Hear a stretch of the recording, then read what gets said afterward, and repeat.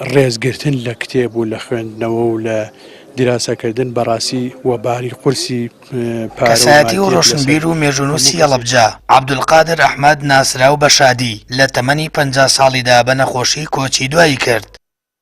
بەپێی وتەی هاوڵاتیان و ڕۆشنبیرانی هەڵەبجە شادی خزمەتێکی گەورەی لە بوارەکانی زیندوێشتنەوە و بە دیکۆمنتکردنی مێژووی شارەکە بووە. هەروەها یەکەم کەس بووە لە ساڵی 1999 یەکەم چاپخانەی بە ناوی جوودی هێناوەتە هەڵەبجە.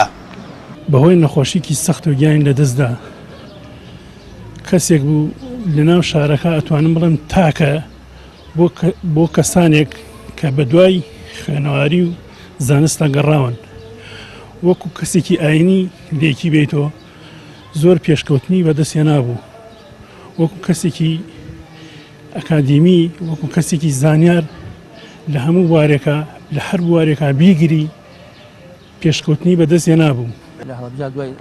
ئەحمەد ڕەنجار یەکێکە لە هاوڕێ نزیکەکانی عەبدولقادر شادی و هەمیشە لە بوارەکانی ڕۆشنبیری و چالاکیەکاندا پێکەوە بوون. لە ساڵی 1991 لەگەڵ شادی یەکەم کتێبخانەیان بە ناوی شاوە لە هەڵەبجە داناوە. دواتر بە ناوەکانی کتێبخانەی زانست و خانەی کتێبی هەڵەبجە و کتێبخانەی هەڵەبجە دەستبەرداری پیشەکەی نەبووە.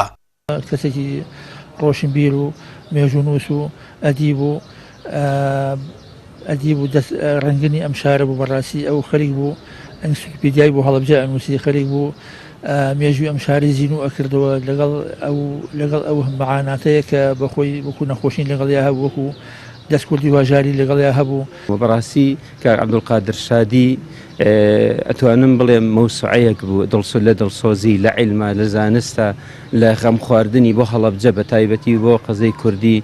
بەڕاستی ئێمە هەموو دڵگرانی ناڕەحەتین خەفەتبارین بۆ کۆچی دوایی.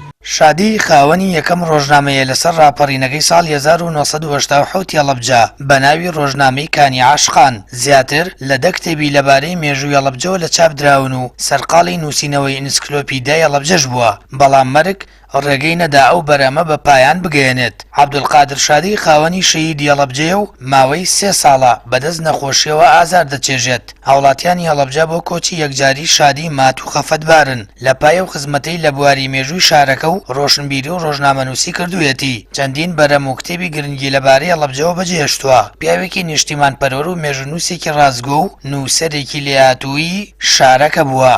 ینی تیشکێکی وزەبەخشە، تیشکێکی گەشاوەیە بەڕووی خوێنەرانە و هاوکاریەکی زۆر جوان و جێگای سپاس. سامان فەتاح، کەناڵی ئاسمانی پەیام، هەڵەبجە.